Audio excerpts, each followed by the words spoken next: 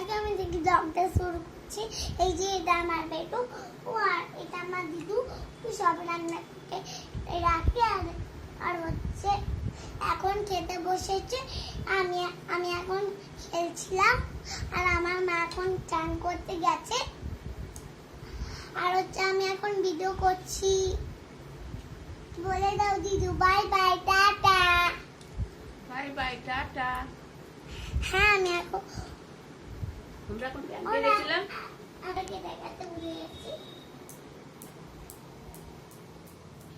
ওরা থাকে যে এইখানে।